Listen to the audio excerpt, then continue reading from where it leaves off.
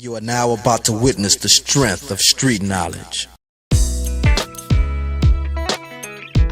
All right. So let me make sure I got you guys in here. All right. So siblings? Yeah. My name is Raul, by the way. What's up, bro? Aleko. Georgia. Aleko and Georgia. Yep. Very interesting names. Are you guys from around here? Yeah, I go to school here. He's visiting me. We're from Frederick, Maryland. Yeah. Oh, okay. So you're visiting from Frederick? Yep. How do you like it here? I really like it, yeah. I'm a freshman, so I just started, but I like it. It's a nice school. Oh, okay. So Georgia. Yes. And what was your name? Aleko. Aleko. Aleko. Yeah, sorry. Aleko. Aleko. Okay. Well, nice to meet you guys. What are you going to school for?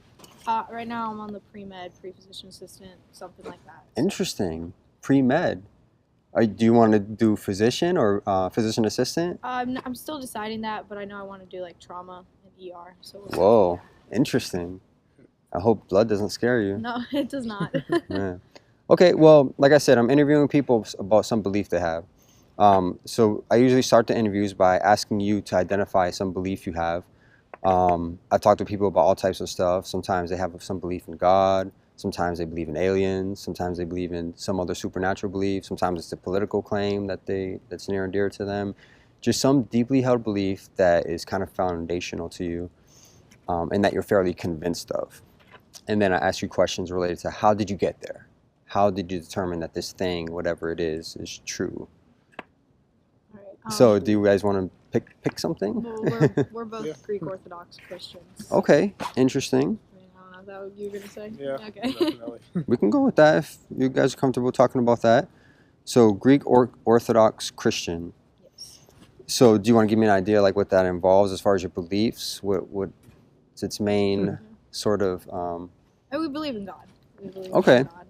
Okay. So do you want to stick with that general claim? Maybe something like God exists or something like that? Even deeper, as Orthodox Christians, we believe in Jesus Christ as like part of the Trinity. So we believe in the Godhead, but that's 3 in 1. Okay. Yeah. So, Could be the claim. okay. So why do you hold this belief? Well, initially, that's what we were brought up as. So obviously, like, when you're kids, it's like, oh, let's go to church. But now I've seen even, like, living on my own, like, it is something I believe for myself. Mm-hmm. So even living on my own, like, I'll try to go to church or, like, I'll pray. And, like, it's just, for me, it's more of a comfort, like, knowing that there's something greater out there. So that's also where I'm still, like, a baby in the religion. Like, I don't know too much yet. He knows a lot more than I do. But when you grow up, it's more about you try to find what you want from it. So, Okay. yeah, I don't know. It's a comfort for me. I'm wondering how certain are you? If we can somehow like quantify how certain you are on a scale of 0 to 100, where would you put yourself with 100% being absolute certainty, 0% being I have no idea if this thing is true? Like where are you on your level of certainty? I'd say 100. 100%. I Okay. would say 1,000, but Okay. it's just 100. So. Close enough. Yeah. 100% and 1,000%. Okay.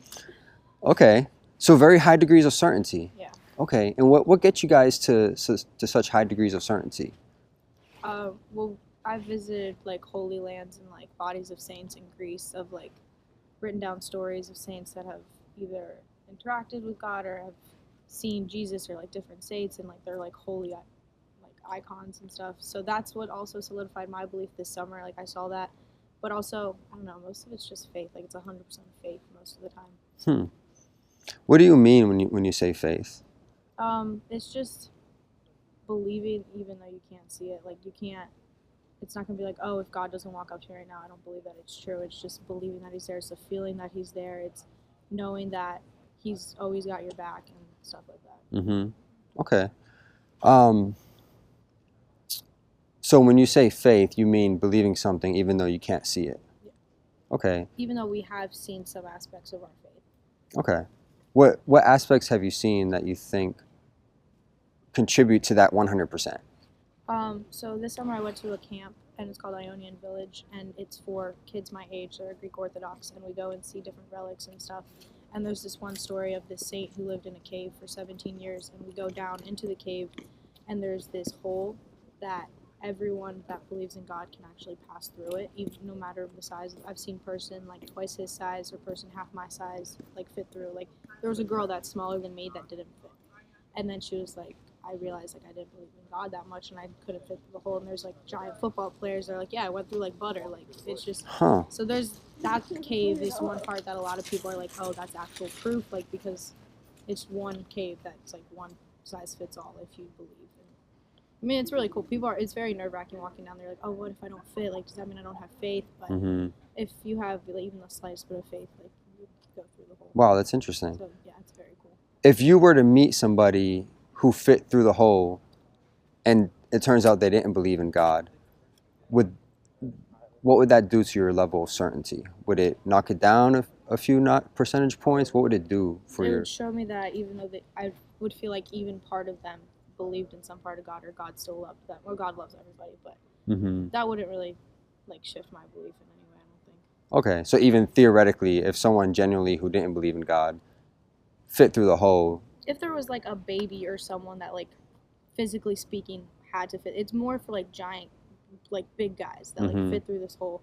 It's I've seen it once where it was a girl smaller than me that didn't fit, and that was like not an extreme case, but she was like, oh yeah, like I think she was like stuck in the middle, and then she like said a prayer, and then she got through. It's like different stories like that, but I don't know.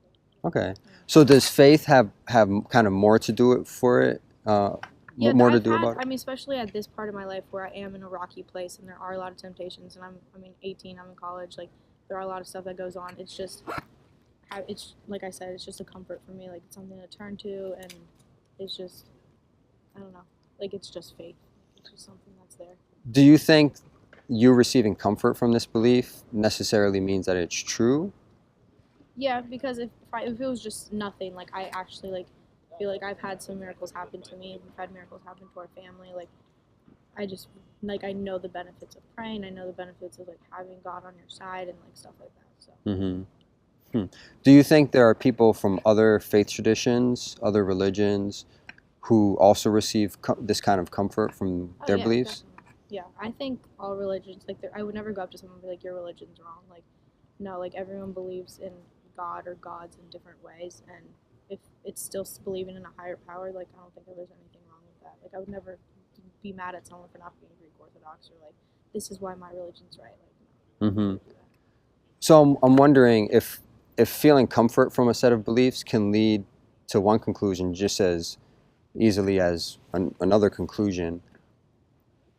How reliable do you think it is as a method of determining whether or not something is true? I don't know. I've searched it and I've like done research and like I've seen these like full body relics and stuff like that has solidified it for me, but I would never go and like try to disprove it because I don't see the benefit in that. Yeah. So I'm like, well, it is something that I believe in, that I grew up believing. It's never done harm to me. It's just something that it's just comfort. Like that's the only word I can really. Okay. What would theoretically disprove this belief system? Like, what would it take to convince you that this belief was not true after all? Well, not for me, but speaking from other people, if they have like a traumatic experience happen or a loved one dies, they're like, oh, why did God let that happen? Like a good God wouldn't let bad things happen. But I also believe that God doesn't make these things happen. He's there for us to turn to when they do happen. So, like, I've heard that before, and I heard that's why people don't go to church anymore. Like, they lost faith or like they got sick. So that part, I'm like, okay, I get it. Like, you don't really have faith in God anymore. But if you see the fact that there's a bigger plan or everything is part of God's plan, or that I heard this summer that he doesn't do things to us, he's there for us to turn to when they happen. Like that actually really helped me because a lot of the times I'm like, why did that happen? Like why? So it's just a matter, I don't think I would ever get disproven of it because I do have such a strong foundation in it. So is there anything even theoretically that could disprove this belief system and demonstrate to you convincingly that it's not true after all? I don't think there's anything to disprove it because it is just my own faith, and like it is. We don't really do scientific methods to prove God. We just kind of, it's all about like accepting.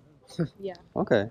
And if this were not true, theoretically, or hypothetically, if it were not true, is that something that you would want to know? I mean, I think I would want to know, but like I've asked before, I'm like, how do we know if our religion is the right one? Like I've asked like priests and stuff, and they're like, well, we can trace it back all the way to like Jesus's hands, because like our priests that get ordained, they're ordained by like a bishop or a hierarchy, and if you like trace it all the way back, like the first priest was ordained by Jesus Christ. So like that is also like a pattern. Like ours goes back the furthest, and like the Bible and like all the Greek stuff, like it goes really far back. Mm-hmm. I don't know if I'd want to know if it was true or not, because I don't know if it was. I don't know. Mm-hmm. He's a lot more versed. Like I just right now like I said, I'm like a baby in faith. Like I just have faith, and I'm like, oh, it's there. But he like actually like knows a lot of the different aspects to it. So. Okay, let's say theoretically the thing you said about the priests ended up not being valid. You looked into it, you did research, come to find out the succession doesn't, for whatever reason, go back, and you encountered evidence that convinced you that that actually was not the case. Would that, for you, lower your level of confidence in this belief, or would you still be at 100%? Can I answer this question, or is this for her? Anybody, open forum. I would say that question in itself is not valid, because we do have proof that goes all the way back to the apostles that came from Jesus, and like we have the proof, we have the evidence that shows that it is a true faith, that shows that it is the apostolic succession is from Jesus Christ directly, Mm-hmm. and like there's no way you can disprove it, because we have all the proof. We have different like writings from the Bible, from St. John, St. Matthew, St. Mark, St. Luke. And it's like there's more evidence that supports it, and just to go against that support and to believe against it requires more faith than believing for it. If Okay. that makes sense. I'm trying to get a sense of how much this factors into your level of certainty. So I mean, if this were knocked, sure. we view this as kind of like a pillar to your belief system. If this pillar were to be knocked out, would it still stand? Would it lower your level of confidence at all? If this wasn't there, if this was not in place? Yeah, I would definitely still stand, because it's that scientific evidence that we said that we don't need it, but we do have it, that it is there, that people have Mhm. tried to prove against it, but they realize that they're proving for it Mm-hmm. because of all the evidence that is there. Okay. But in the end of the day, like we said, faith is what truly matters. So whether you have the evidence or not, if you don't have the faith, which faith is just believing with not seeing type of thing. Mm-hmm. So it's like, if you have faith, then you don't need evidence. With faith comes evidence. Okay. So if you don't have the evidence, you can still believe, and then eventually you'll have the evidence that you need, which you don't even need it because you have the faith. Is faith ever not valid to use as a reason to give for a belief system? No, without faith, you have nothing, because you have other people's proof. And how can you say that your proof is right? How can I say, oh, your God is the true God? Like, how do you know that what you looked up is right? Because what I looked up is right, and this proves what you looked up is wrong. And then they're gonna be like, oh, well, no, what I looked up is right. What you looked up is wrong. So in the end of the day, proof is just hypothetical. Mm-hmm. Like, it can be realistic, which to each person it is in itself. Mm-hmm. But if ultimately all you need is faith, you don't need, like, if you don't believe in Jesus, you can believe in him right now and be Mhm. saved. Not like you're saved right now forever. Like, you obviously have to do stuff, like follow the 10 Commandments and go on and live a holier life. Mhm. But in the end of the day, you don't need my proof to believe. You just need faith to Mm-hmm. believe, and then you're good. Are there any belief systems that appeal to faith that you would actually disagree with? Yeah. Like, there's 3 monotheistic beliefs. There's Christianity, Judaism, and Islam. So do they appeal to faith? Yeah, they're all faith. So I'm wondering, like, as an objective observer, if I'm examining like your beliefs and the 3 others that you mentioned, or Yeah. however many others, and each one is equally appealing just as strongly to faith, how do I determine, as the objective observer, which one is actually true? That's where evidence can take a part, but ultimately, if you don't believe in God at all, you don't believe in a higher power, Mm-hmm. you just believe in yourself and that this is your life to own and do good in and excel as much as you can, and then when you die, that's it. Mm-hmm. Then looking into a faith, it's a waste of your time. But if you truly want to look for truth and answers and purpose, then you need faith ultimately to start looking into God, Mm-hmm. which religion is correct. But in the end of the day, that's where you start looking into the evidence, and only with faith can you accept the evidence. So you can have all the evidence laying in front of you, but if you don't have faith, then it's pointless. Okay. How do we know that faith is such a reliable indicator of whether or not something is true? Like, is there a way to test faith as a method of determining whether or not something's true?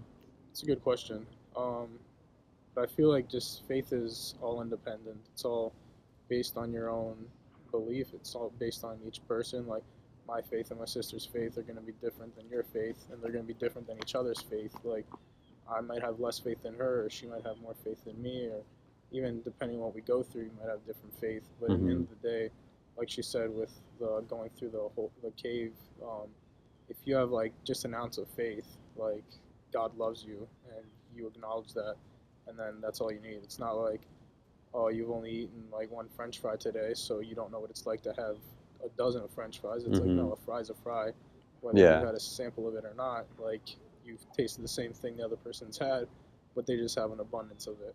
Is there any conclusion that cannot be reached via appealing to faith? I don't think so. So are you saying that anything can be believed in via this method of faith? That's where it starts. I feel like it all begins from faith. And are you saying it's definitive though? If you have faith, is that, let's say you have faith and you have no evidence at all. Is faith sufficient to establish the truthfulness of a claim? Oh yeah, because then you'll learn on your own that it's true. And you're through saying your own experience, through your own feelings, through your own love, through your own life, that it's true. So you're saying that there's no conclusion that can't be reached via appealing to faith? No. Okay. Yeah, faith It's also is a the basis personal of thing everything. though, like, because we don't teach kids like in Sunday school, like my niece and my nephew, like I'm not going to be like, oh, this is the evidence, like I'm not going to tell them the story of the cave, because I just heard that now as I'm older. You teach kids faith in the beginning. You teach them, oh, we go to church because God loves us, we do this because God loves us, God's there for us and stuff. You don't say, oh, God got crucified, there's like witnesses and this, and there's written stuff. You don't teach kids evidence, you teach them faith. And then after you grow up, you see different things, you hear different miracles. I know people that have converted to the faith, and they're just like, they've had stuff happen to them. They're like, wow, or like they're searching. Like if you're searching for it, like God will find you. Like if you're looking for him, God will find you. Like if you're, like you said, if the 3 religions that he said, if you're like looking for religion and like you're going to an Islamic church or something else, and like God sees that you're searching, like he will give you a sign, he will give you something, and you will end up where you're supposed to be. Like, I believe that. Okay. So it's just a matter of the person, their feeling, how deep your faith is to find God, and then it all just kind of connects. What I'm wondering is if, like, we have this method of faith that can be used to arrive at any number of contradictory conclusions, Greek Orthodoxy, X, Y, Z, whatever. Why should we place our trust in this as a method of determining whether or not something is true? I don't think it should be for everything. I think it's more religion based. I don't know. It's like that's why we don't really question it that much, because then you look at it like all scientifically, and then you start to lose faith, and like you don't want to do that. It's all a matter of just trusting. Okay. Well, thanks a lot, guys. Yeah. Great conversation. I love talking about this stuff. I hope you guys enjoyed it as Oh, well. it was good, yeah. Raul, right? Raul, yep. Nice to meet you, man. I wish you the best, man. You too. Nice to meet you. You Thank too. you. Take it easy.